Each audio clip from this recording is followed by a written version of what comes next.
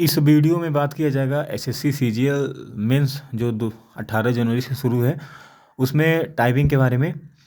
Typing भाई किस किस बातों का ध्यान रखना चाहिए हमें एग्ज़ाम लैब में जाने से पहले, और फिर कुछ टाइपिंग बारे में ऐसी चीज़ें बताऊंगा, हो सकता है आपको पहले से पता न रहे, लेकिन बहुत ही आपके लिए बहुत लाभदायक साबित हो सकती है एग्ज़ाम में। तो चलिए सबसे पहले बताता हूँ। आप ये सब जानते ही होंगे भाई, जो मेंस का देने जा रहा होगा वो तो जानता होगा कितने मिनट की है, टाइपिंग कैसे है कैसे नहीं है। तो देखिए इसमें एक चीज़ बता दे रहा हूँ। अगर जब आपका मतलब मेंस का एग्ज़ाम रहेगा उसी दिन, तो आप एग्ज़ाम में जो रिपोर्टिंग करेंगे आप ना, तो पहले करिएगा। एग्ज़ाम में रिपोर्टिंग इसलिए पहले करिएगा क्योंकि जब आप पहले करोगे तो वहाँ पे आप जाओगे ना, वहाँ पे आप जाकर अपना कीबोर्ड पहले चेक कर लोगे। और देखो जब एग्ज़ाम में तुम पहले मतलब रिपोर्टिंग, अगर तुम लेट करोगे तो सब लोग पहले से एग्ज़ाम लैब में बैठे रहेंगे।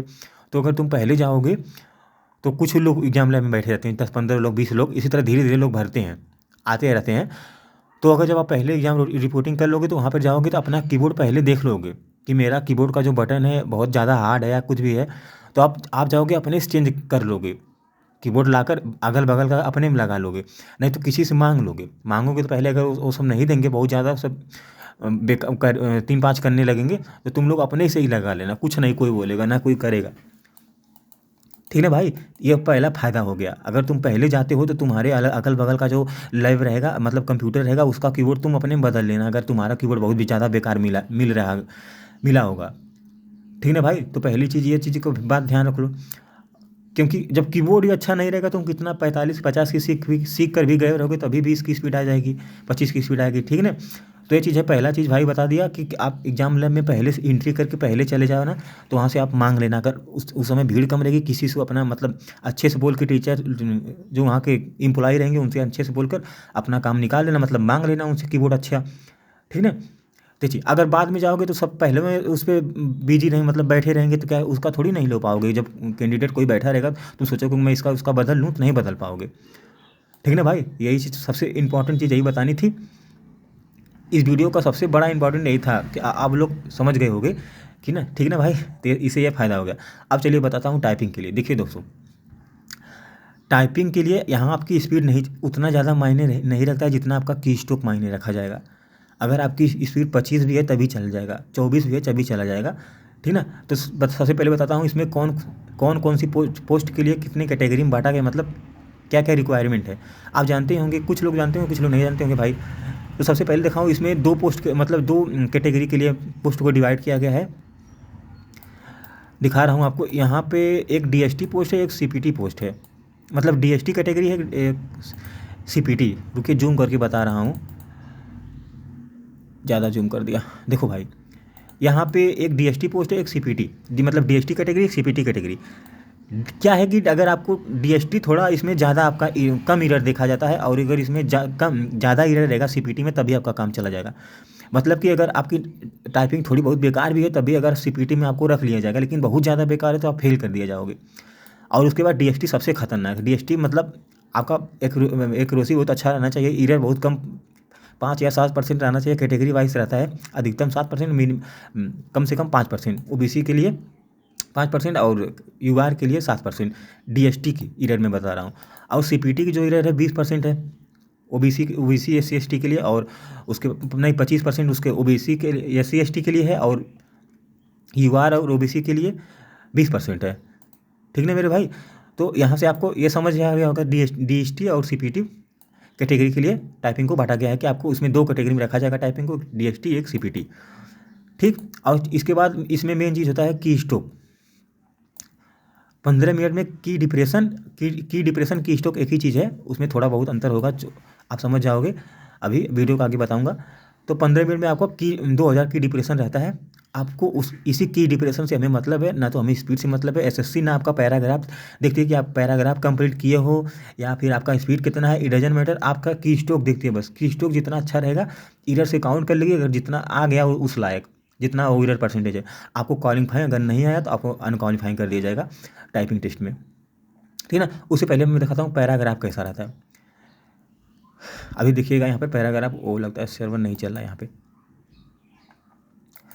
चलिए इसी में बताओ। पैराग्राफ थोड़ा इसी तरह इसी टाइप का रहेगा। तो यहाँ सर आप जाके यहाँ पर कर्सर माउस देखिए दोस्तों, वहाँ पर माउस का भी यूज होगा टाइपिंग में। आप सोचोगे कि मुझे माउस ना करना पड़े, लगता है हिल गया।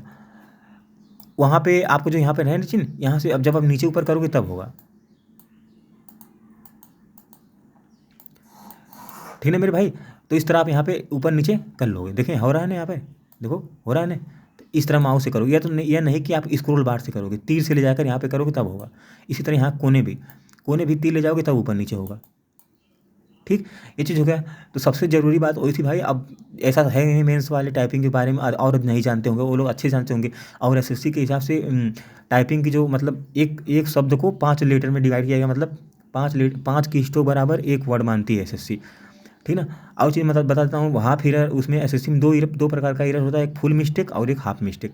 मिस्टेक फुल मिस्टेक में क्या है कि जैसे अगर आपने स्टैंड की जगह,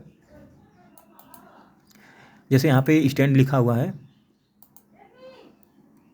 यहाँ पे स्टैंड में मतलब जैसे अगर यहाँ पे मैंने यहाँ पे एस को हटा दिया तो ये फुल मिस्टेक आ जाएगा। स्टेट की जगह बस टेंस लिख दिया तो फुल मिस्टेक आ जाएगा। और इसमें कोई अदर लेटर जोड़ दिया तो फुल मिस्टेक। हाफ मिस्टेक मतलब है अगर जैसे यहाँ पे कॉमा है, कॉमा की जगह मैंने मतलब फुल स्टॉप है, मैंने यहाँ पे कुछ दूसरा कुछ लगा दिया, परसेंटेज लगा दिया, चाहे जो भी लगा दिया, या कॉमा लगा दिया, तो वो हाफ मिस्टेक में आएगा। हाफ मिस्टेक मतलब इसमें जितने लेटर हैं उसको आधा आपका नंबर मिलेगा। आधा नंबर मतलब आधा की स्ट्रोक काउंट किए जाएंगे। इसमें मान लीजिए 12 की स्ट्रोक है तो इसमें 6 स्ट्रोक आपका 6 की स्ट्रोक काउंट किया जाएगा। ये होती है हाफ मिस्टेक। तो हाफ मिस्टेक का कुछ की स्ट्रोक काउंट किया जाता है और फुल मिस्टेक में आपका कुछ नहीं काउंट किया जाएगा। ये चीज़ हो गई, ठीक ना मेरे भाई। तो आप इसी तरह टाइपिंग का जो पैराग्राफ है कम से कम 400 या 450 करीब रहेगा। अब मैं बता दिया टाइपिंग दो पोस्टों के लिए होती है, मतलब 2 कैटेगरी में बांटा गया है, डीएसटी और सीपीटी पोस्ट।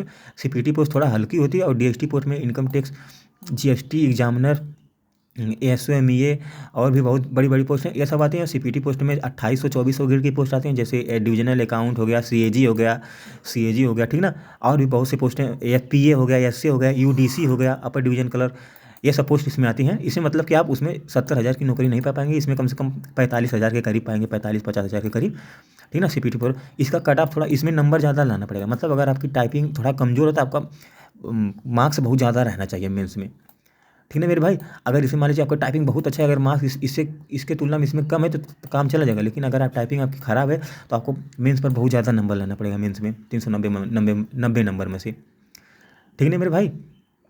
तो इस वीडियो में बताना था भाई कि कोशिश करना कि जल्दी से जल्दी वहाँ पर एग्ज़ाम लैब में इंटर किया जाए। यहाँ से आप लिखना शुरू कर दोगे तो आप वहाँ पे आप सबमिट आपका अपने आप हो जाएगा, आपको सबमिट नहीं करना पड़ेगा, ठीक है। बस इस वीडियो में यही बताना था मेरे भाई। अब वीडियो समाप्त कर रहा हूँ।